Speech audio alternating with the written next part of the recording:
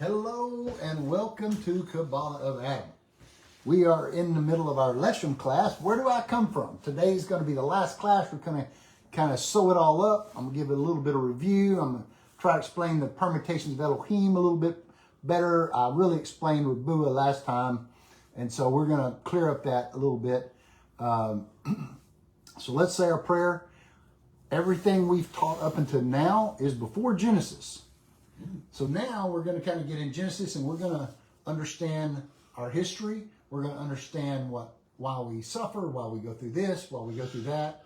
And really, here is the crux of everything. Your life is a direct result of the root that you came from in the world of the shattering of the vessels.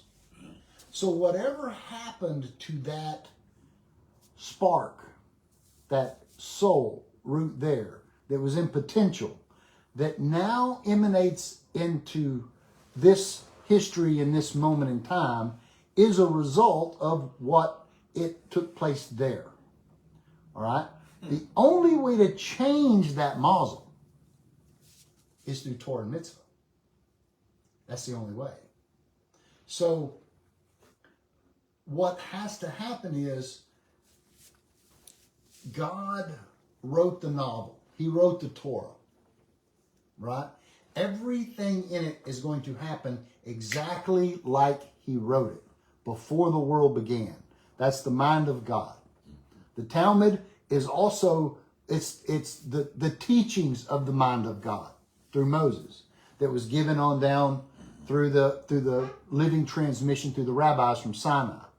This is what Moses was worried about when he was not going to enter the land of Israel, is that his teachings were going to be hidden in a cryptic manner called the Talmud and Agadah, right? That only if you study it through Kabbalah and through the Pardes, through the Peshat, Remez, Drush, and Sod, are you going to understand the Talmud. Most people read the Talmud and they view it as Musar, as a basic legal document, okay? And they pick the least view, the most stringent view, or the simplest view to go by. It's called Poskin. This is the way we believe, so that even people that aren't very smart will get it, right? And so what happens is then you have a whole base of people that are on the bottom of the cherry tree. And it never goes up. There's never any ascent, right? And then it becomes, it's just a book written by a bunch of crazy rabbis. You got to understand, all those rabbis of the 1st and 2nd century were the disciples of Daniel, Ezra, Nehemiah, Mordecai, Malachi. All those people, those are their students. So they knew, So anyway, when we're getting into this, all of this stuff that's following in this world is going to be 6,000 years, 2,000 years of Tohu, 2,000 years of Torah, and 2,000 years of Tikkun, which has happened in the last 2,000. And that is the world of Messiah. So the last 2,000 years are the world of Mashiach ben Yosef. We're still in it. This is Yesod.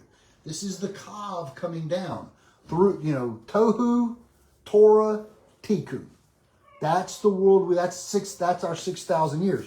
So we're fixing to get into Genesis. Why Genesis? Why did he create it? Why did it all happen? Right? This is written really clear, really good, because the Leshem writes like that. So let me say the prayer, and we will go as far as we can in an hour.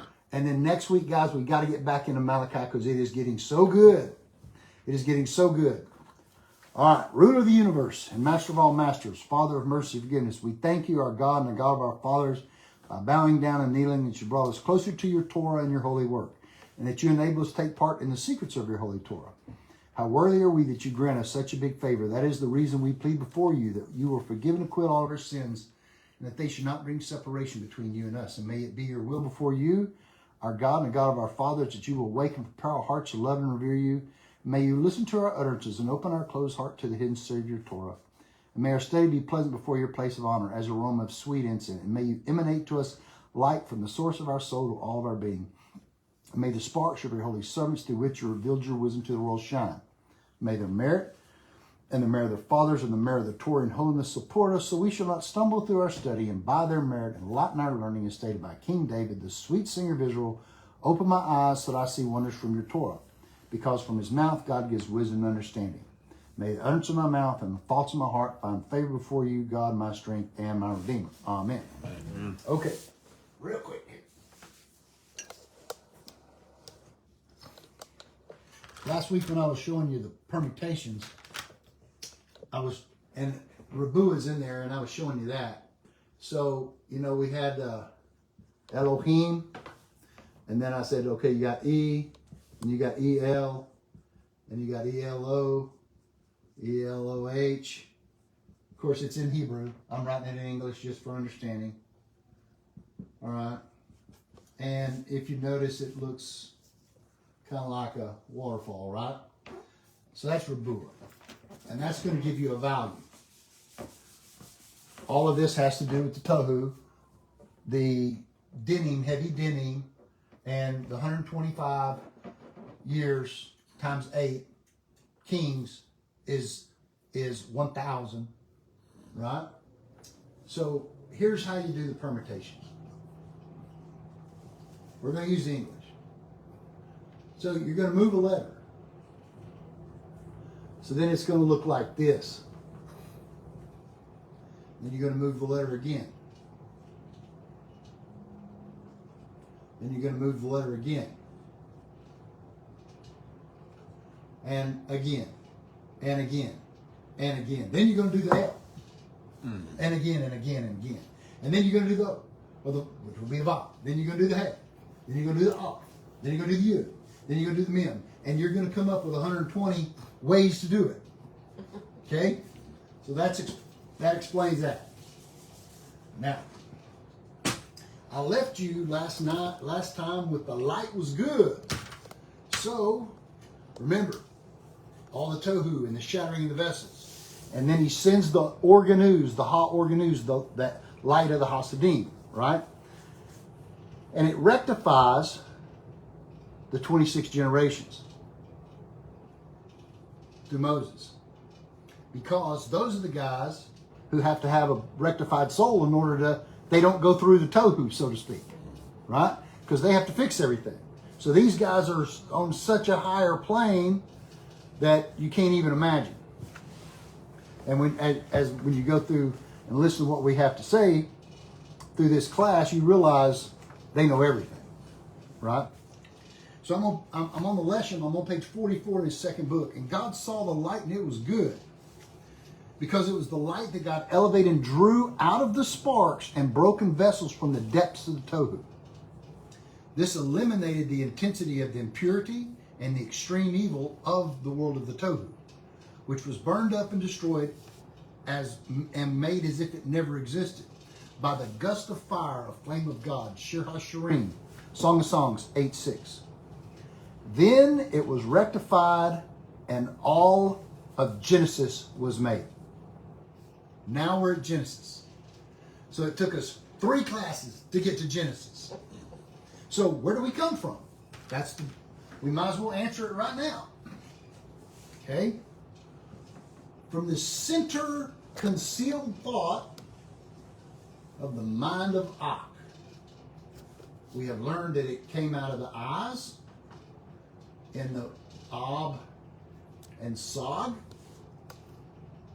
This is nose, this is Ma, Adam in the garden, Ma, and Ben. This is Yud, Hey, Vav, Hey. So it came out of the eyes, boom. And we know when it shattered, it came out of the Keter, our aspect. This is the Noga aspect. And we know it came out of the shock dimming, the 320. All right? So this is the Noga. Why is the Noga here? Because it's close to the light. If this is the light,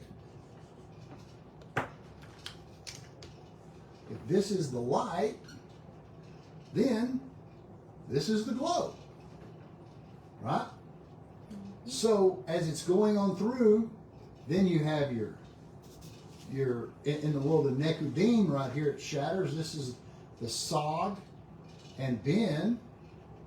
This is the two Hays of Yud Hey Vav Hey, known as the first temple and the second temple that shattered when on the 9th of Av, which is when the 7 kings shattered. Okay? Now we know that this is on the side of Elohim. We know there's 125. We know it has the 5 letters of Elohim, and 120 permutations of the name is where we get our 25. So we multiply that times the 8 kings, and we get 1,000 years of completion. But we only have 6,000 years. Why? Because the 8th king didn't die, and the first king contains all of them. So 1, 2, 3, 4, 5, 6. There's the 8th. Okay? So it lasts for 6,000 years. Now, within that 6,000 years of creation, there's going to be good Noga. If this is 1,000 years, 1, 2, 3, 4, 5, 6. Folks, we are here in reality. You know, you're going to have Og up here, right? Right? You're going to have Eleazar right here, which has a lot to do with that. You're going to have Hira right here. You're going to have Hira, Jethro. You know, right here you may have Naaman, and here you're going to have Antoninus. You know, just to name a few. You're going to have right in here. You're going to have David's buddy, Arona. All right, and down here in the 6,000th year, you're going to have Vendel Jones, right? Etc., etc. All right, and there's a lot more here because the sparks have fallen to the bottom of the barrel. All right, so if you want to know where you are in, and this is Adam. We're at the bottom of the barrel. This is Adam. These cones. Okay, we're at the footsteps of Mashiach. This is, and the backside of that is Adam Blial, right? So you're going to have 2,000 years of Tohu, 2,000 years of Torah, from Abraham on to the destruction of the second temple, and then this is the world of Talmud, right here, which is known as Tikkun, where the Jews are going over here into the world of Tohu with the Torah to do Tikkun, to pick up the nitzotzos, pick up the pawpaws and put them back in the basket. Okay? So you emitted from the Keter and Nekudim through the eyes of Ak, through the shock dimming, which is going to be the aspect of Noga, and those are the sparks that are easily rectified that are laying over here. Easily rectified. And you came out just in time to be rectified. Okay? Now, why did we do it like that? Well, the Leshem's fixing to tell us exactly why God did it like that. And the secret is in the story of Moses, where he says, stoke, silence, shut up. It is arising in my thought. What is arising in his thought? What does Moses know? This is Backs 101 out of the Kabbalah, teachings that can't be taught, right? The last thing he has in there, you got to read it first, then you got to go to the beginning. Why? Because the end is looped in the beginning. First in thought, last in action. All right? Because it's the stimulation from below that is arising in his thought. Everything. He had to separate himself so far away for it to even happen. And that's what's arising in his thought. In other words, he had to constrict himself so dense, it's like he's not even here. And in that world of constriction, what is here? Elohim. What is the backside of Elohim? The Elohim. The other gods. That's why there's so many other gods here, so many other religions, right? And this is Messiah ben Joseph. When Messiah ben David comes, everything has to be fixed. He's bringing nothing with him. This world will be rectified by the people, for the people, because that's how God preordained and destined it. That's why they can fight the aspect of gear all they want. It's a losing endeavor. It's a losing endeavor. Why? Because the Talmud says so. And the Torah says so. Because it's in the shattering of the vessels. It's dependent upon man. However, only what was necessary for creation until the end of the making of Adam in the garden. I'm going to change some of the Hebrew up so we understand. Adam Harishon was rectified. All of existence that was destined to occur throughout the rest of history, whose roots, whose beginnings were Nekudim like the horn of a grasshopper, just a blade, remained absorbed in the depth of Tohu, as mentioned. They were not completely separated out, nor was their rectification complete, left to be rectified by Adam in the garden. That was his job, to fix the rest of it. You have to understand, had Adam not made a mistake, we would not be here. Not in this capacity at all. So, what does Rabbi Back say? Don't give me your honey, don't give me your sting. Since they were not separated out and remained in the depths of Tohu, evil was not completely eliminated. Parts of them remained absorbed in it. Thus, through the revelation of the light mentioned, eliminated the null, the Tohu, and the Bohu, the darkness, and darkness immediately was on the first day of creation.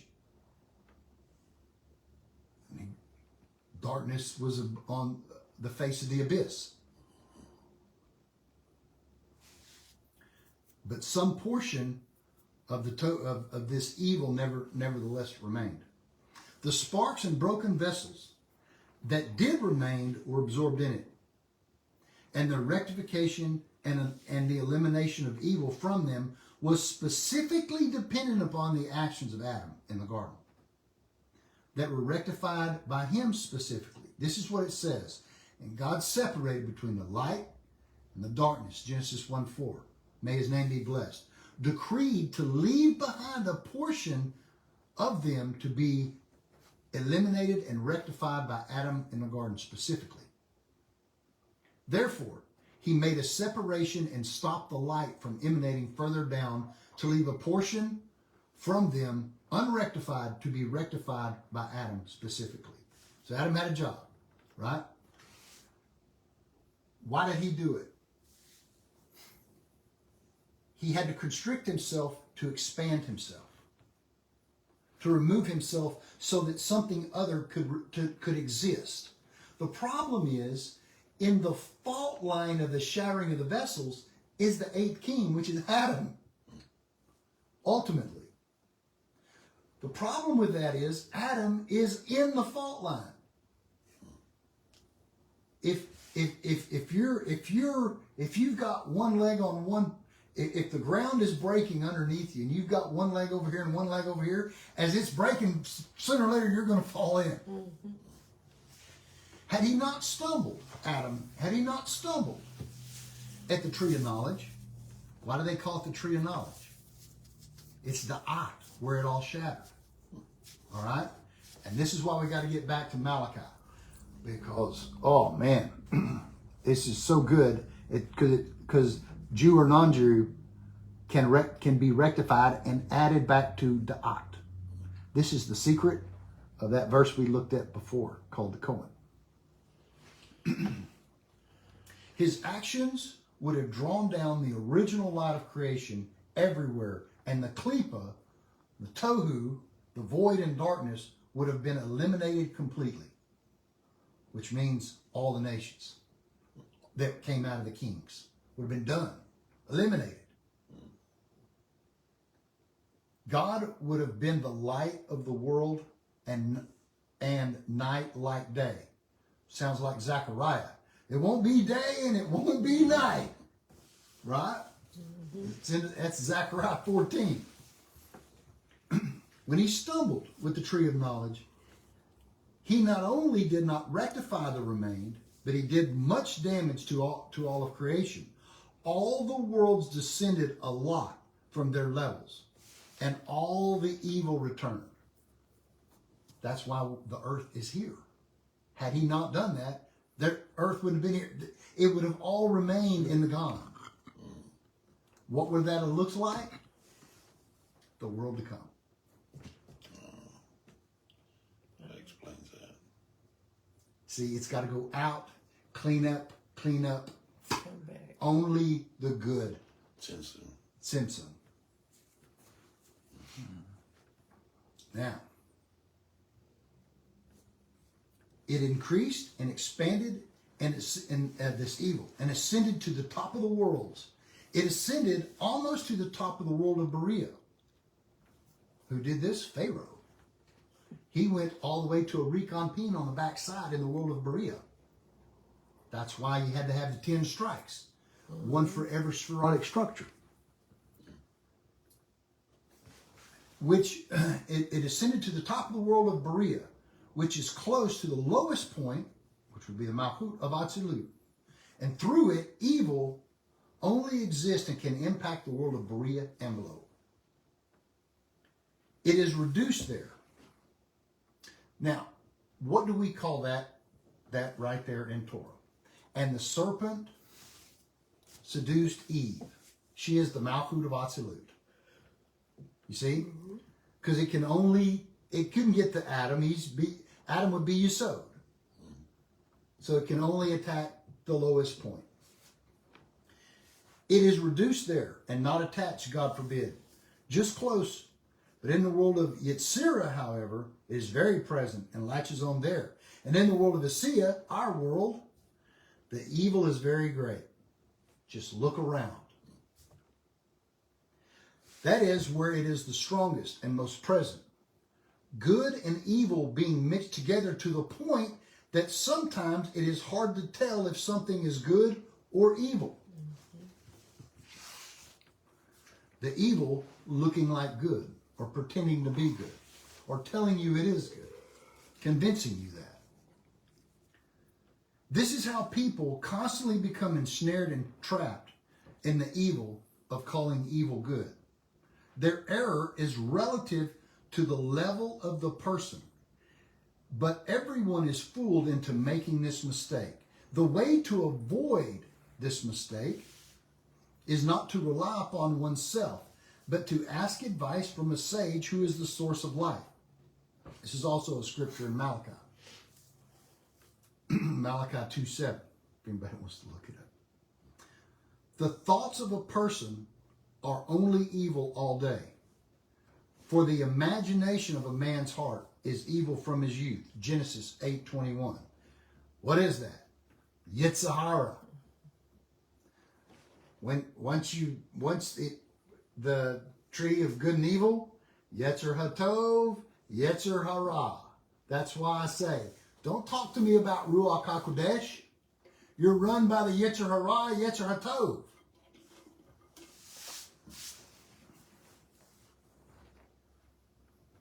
This is always because the world is a mixture of good and evil.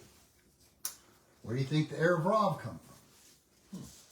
The evil is the majority and mixed throughout, except with respect to holy things made for the sake of heaven and according to the Torah and Halakha. Also, the level of the vessels and the essence is not a mixture.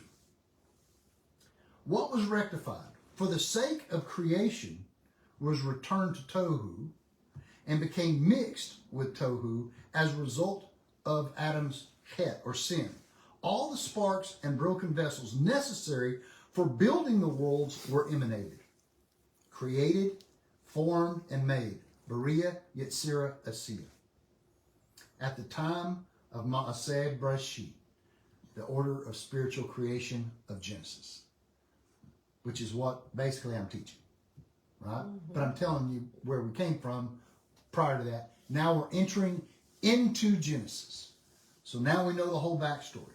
All of the sparks and broken vessels that were relevant were then separated out for their existence. These were their original roots, and they were separated and elevated from the depths of Tohu, and a tremendous amount of light and blessing and holiness was added to them, and all four worlds of Abiyah, Atzilut, Berea, Yetzirah, and Asiya, were made from them, and all that existed in them at the time of creation. So that's where you were, in that state at that time. But then the sin at the Etzadat, at the tree of knowledge, occurred. And not only did he not rectify the sparks of the broken vessels relevant to all existence waiting to come out for the first time throughout history, but even those that had ascended and been rectified at creation returned and descended to the depths and the great deep. This caused the worlds to descend a lot from their levels and places as mentioned. And with the result of their original roots, all the sparks and the broken vessels from which they had been built and made descended again into the depths of Tohu.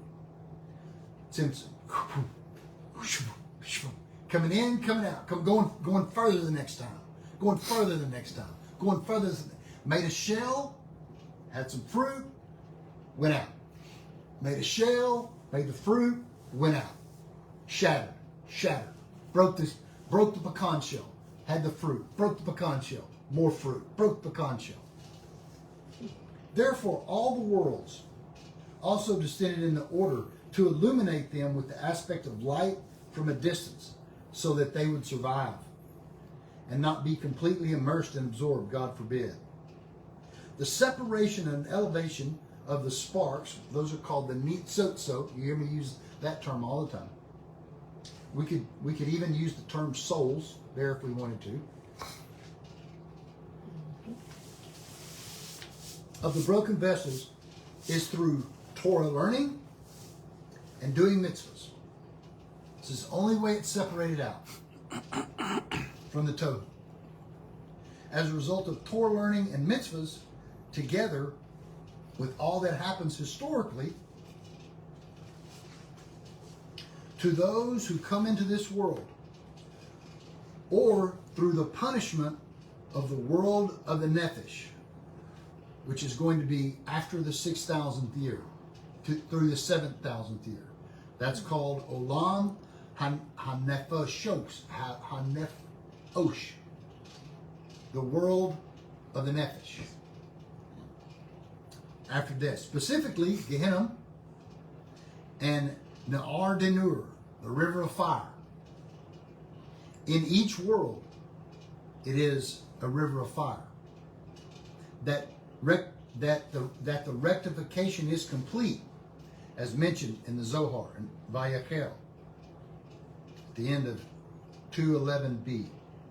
As a result of this, all the sparks and broken vessels constantly ascend until they will be complete and rectified by the arrival of Mashiach.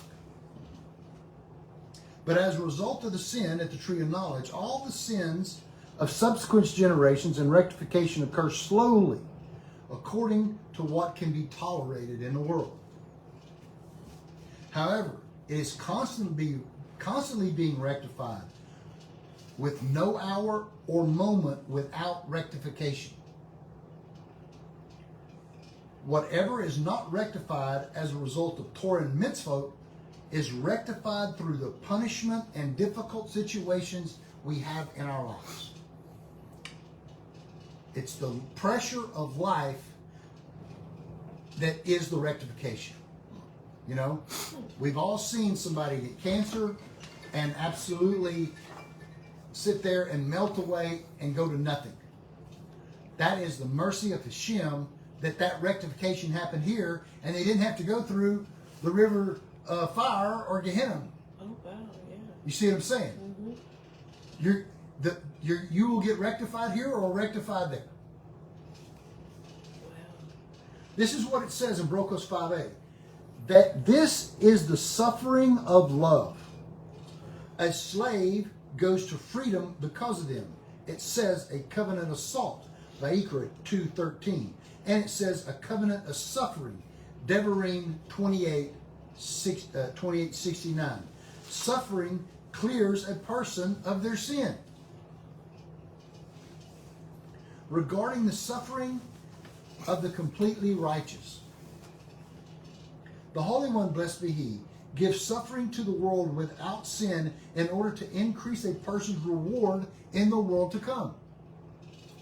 So if you don't have a difficult situation in your life, you are doing no good. No. You see what I'm saying? You know, you need to have a difficult situation going on in your life. If you're not worth messing with. Yeah, you just made everybody guilty that's doing all right. You know, if they're out there living for the world and doing all fine, guess what? They got it coming. The Holy One, blessed be He, gives suffering in this world without sin in order to increase a person's reward in the world to come. What He means is that by remaining righteous despite suffering, they increase their merit and their reward because they fulfill Torah and mitzvah despite the difficulty, the poverty, and the suffering. God have mercy on us. The depth of the matter is according to what we have said. Everything the Holy One does with each person is quite different from the next person. Why? Because from where your root is and what happened to that root in Nekudim. Mm-hmm. The Holy One, blessed be He, does with each person a quite different from the next person for good or the opposite, physical or spiritually, to the point that everyone becomes exhausted trying to find out an explanation for their differences. Why does it happen for him and not for me? I keep the Torah. The hell? Right? It makes you question God to some degree. What you don't know is that it's the perfect thing He's got.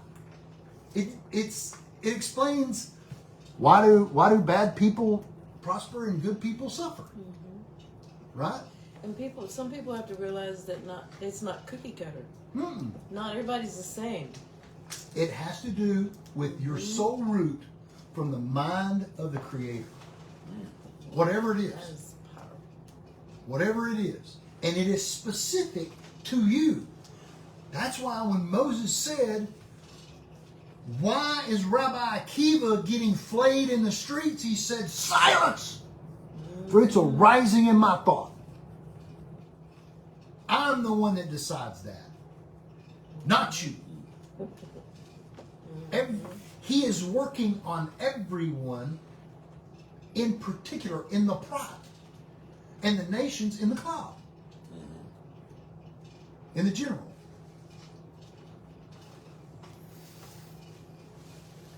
In general, the entire way of this world is like an unsolved riddle.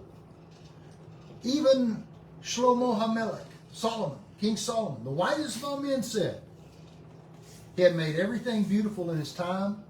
All the wisdom of the world he put into their hearts, save that man should not find the deed which God did from the beginning to end. Proverbs 3:11, Koheles. You're not going to figure it out. You're not going to be able to look into why. It's you. And where he's going is, you just got to have a little faith, a little trust.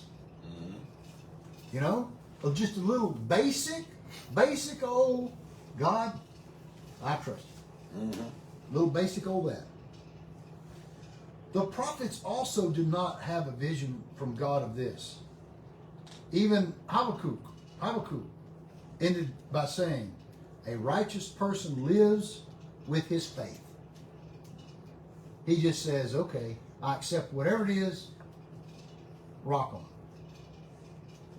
However, the Torah promises us that in the future, the reasons for all of it will be revealed to you. All of it. As it says in Bamidbar 23:23, in time it will be said to Jacob and Israel, Yaakov and Israel, what has God done? Now, it's stated in a question, but there are no questions in Torah. They're all statements. What has God done? Will all be revealed. But it's arising in his thought, and he's not done. Every week he goes through the 6 days of creation again. It's iterating upon itself. Weekly, 52 weeks a year. Shane Ben, 52. 52 weeks, Shane Ben. This means that now his ways and his plans are hidden. They're in the Mokashava, they're in the Mokastima'ah, they're in the concealed mind of Adam Kadmon. What's going on? He's not going to tell anybody his plan. Least the other side know.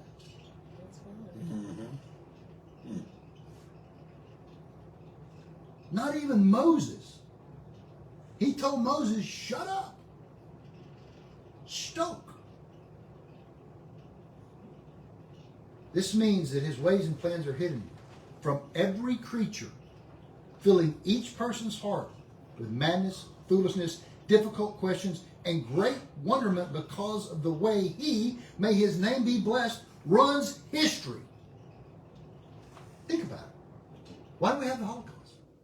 Stuck. That's your answer. Shut up. It's my way. But in the future, it will be said to Yaakov and Israel, what has God done?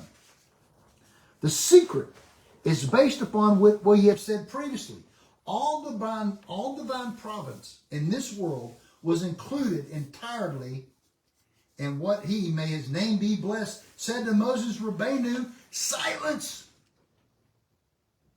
This is what is meant as it went up in my mind before me. This is the secret of the sparks of the broken vessels that fell into the tohu.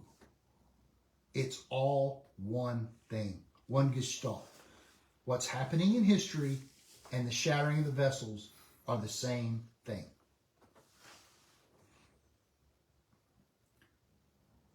And which fell into the tohu and were absorbed in evil, putrid filth, and impurity.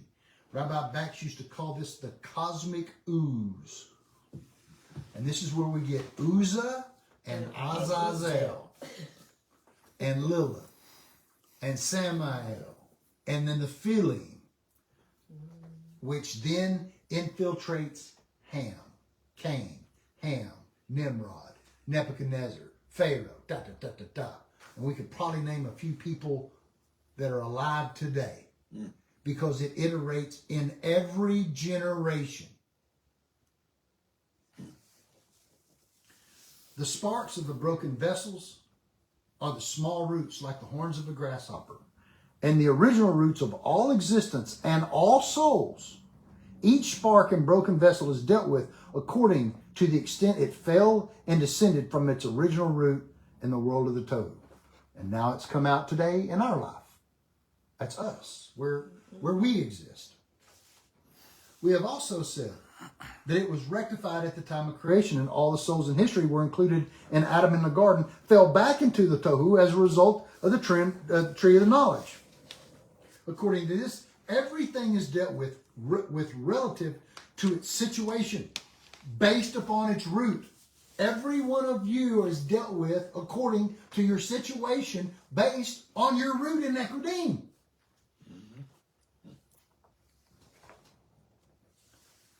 After it returned and descended after the sin of the tree. This is the secret of what the Holy One, blessed be He, told Job when he complained about his suffering.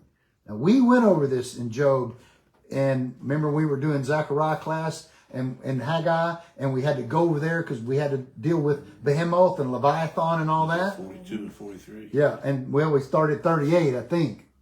Okay. We did some 38, I'm pretty sure. Anyway, he says, where were you when I founded the world?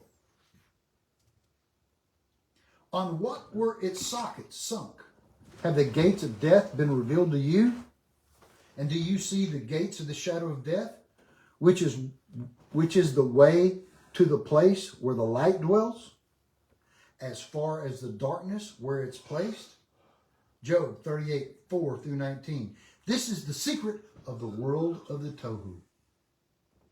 And all the creation and all of history was engraved in it. The analogy is of a king who wishes to build a palace for himself. If he does not mark out the earth, its foundations, with its exits and its entrances, he does not begin to build. Likewise, the Holy One, blessed be He, marked out the world before him, but it did not last. You know, how did he do that? He wrote the Torah. Remember Adam's complaint? Adam takes the Torah before the Holy One and says, it says right here that when Adam shall sin, when man shall sin in his tent. And the Holy One says, well, it only says that now because you sinned. It didn't say that before. Or did it?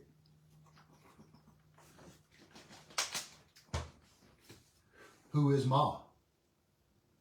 Ma is the light of Adam Kadmon. The rectified light. The rectifying light. Let's say it like that. Because he had to have something to go down in the sewer and fix it.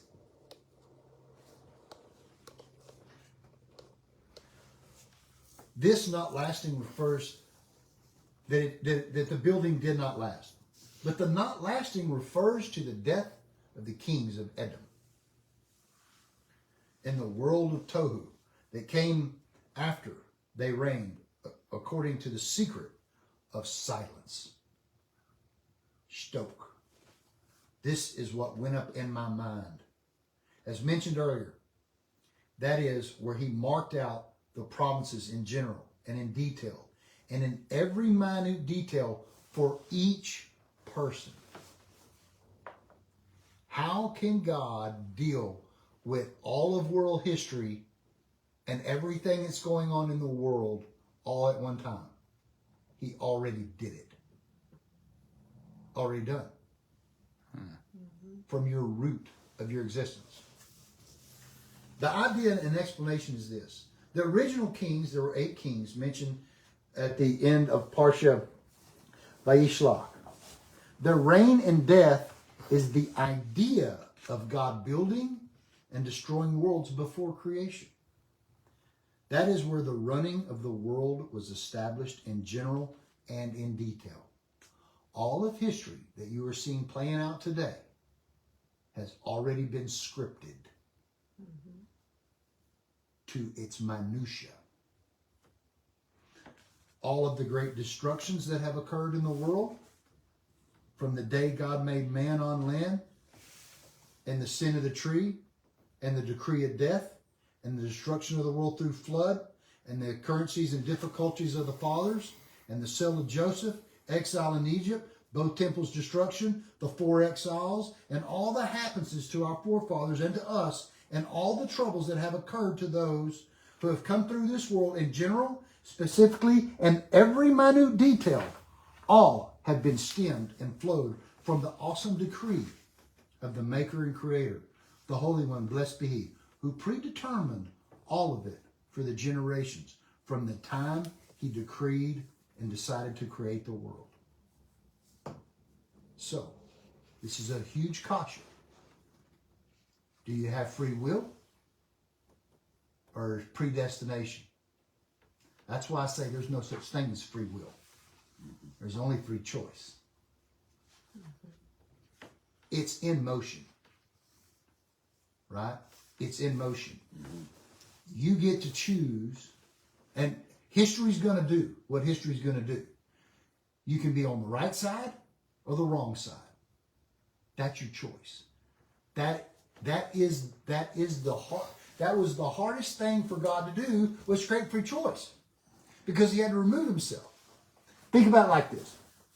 The Torah says that it's easier for God to part the Red Sea.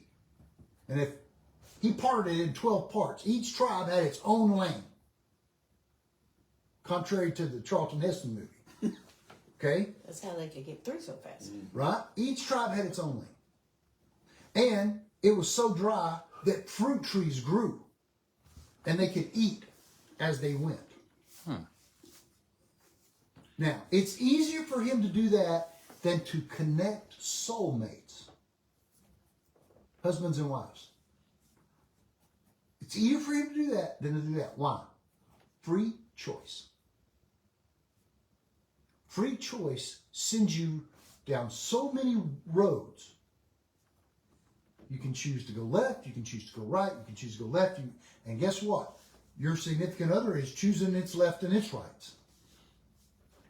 And somehow, God will bring it all the way back together. You will make mistakes along the way, horrible mistakes, and you're going to blame God. He didn't do it, right? Why, God? Why did this happen to me? Well, you zigged when you should have zagged. You know? So you stood still when you stood and should move. Yeah. All right.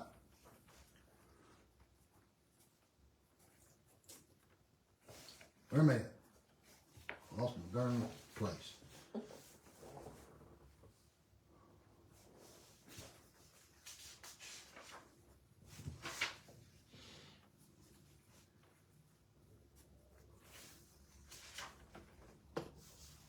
My new detail have all been stemmed and flowed from the awesome decree of the Maker creation. The Holy One, blessed be He, who predetermined all of it for the generations from the time He decided to create the world.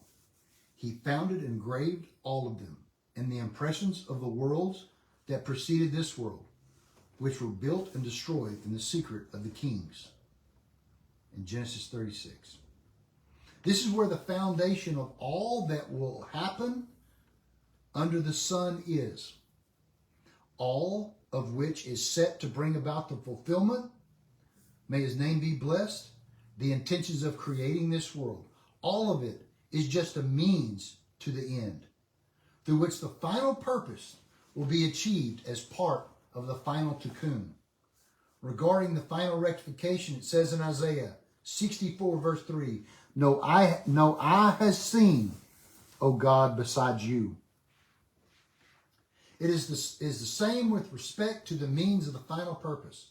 How this means is the way to achieve the end purpose.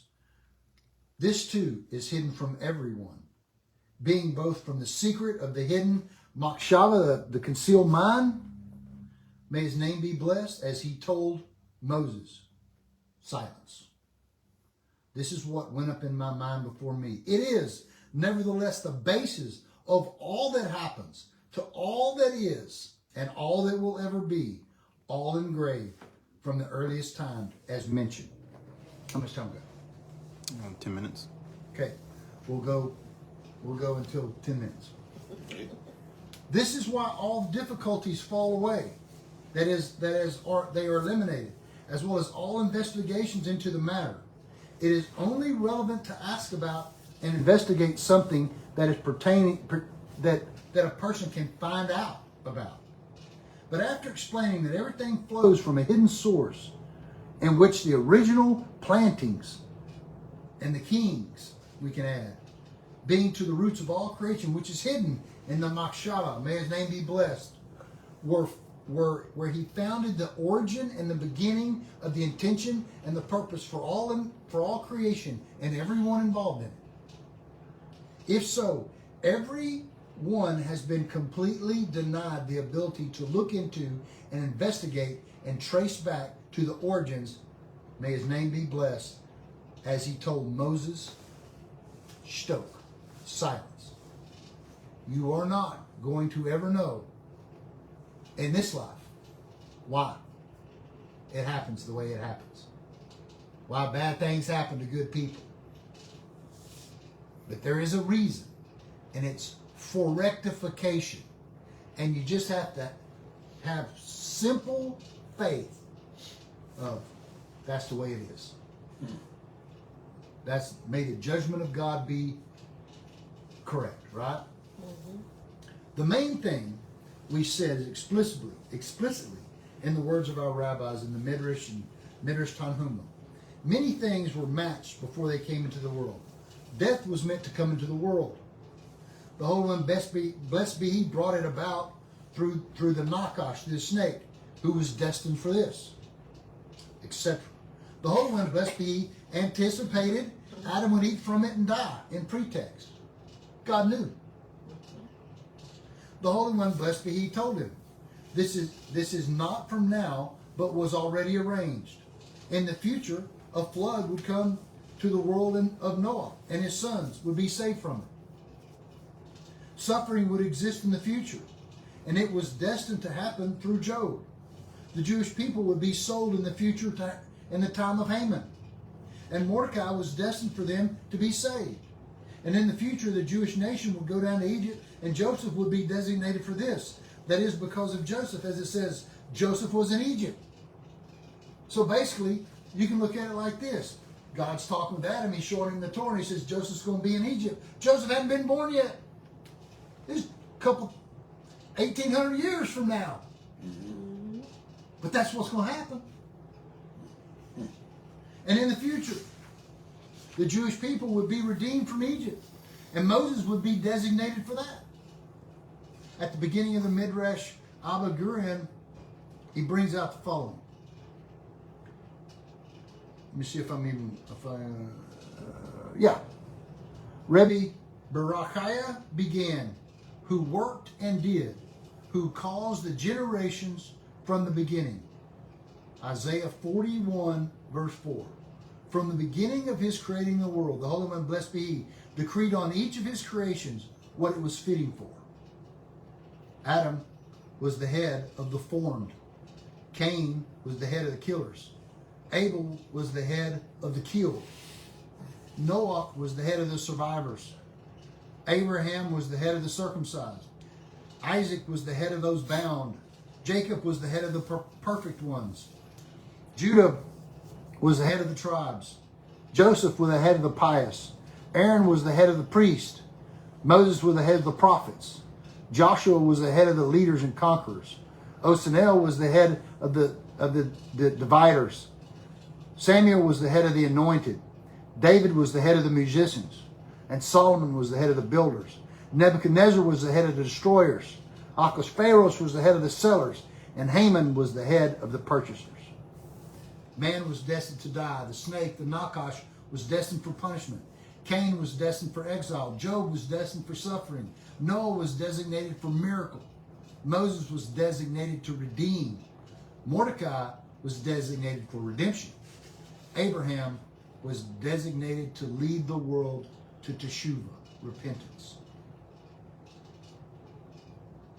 All of this is based upon the deep things spoken about in the secret of that it went up in my mind. Because the final outcome is what was originally planned from the start. He's not changing his mind. He's not creating a whole new religion through Jesus. He's not creating a whole new religion through Muhammad or any other God. It's going to happen exactly like he designed it before he created the garden. It was done. He created that in 6 days, 6,000 years. Sabbath day he rested. What is he doing now? He's thinking about it. It is arising in his thought. The moment he quits thinking about it, it ceases to exist. That's the way God's mind works.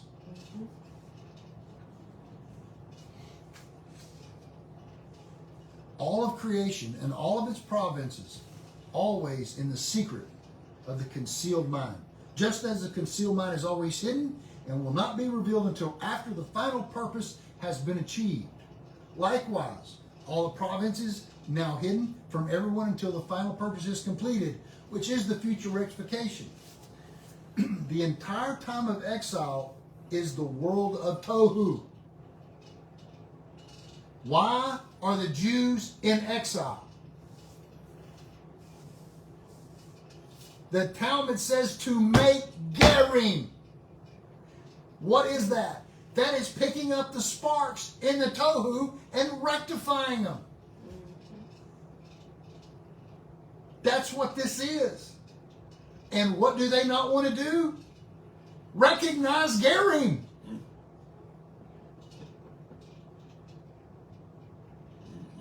It won't happen for long.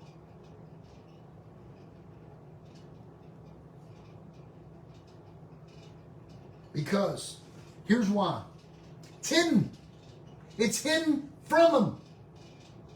You got to know. You got to search it out. You just can't guess. This is something you have to look into. The entire time of the exile of the world of Tohu, and while his holy light is very hidden, for it says in Devarim 31:18, I will hide. The dinim are overpowering, as it says in the Tikkuni Zohar. I will show him a hint to the end of days.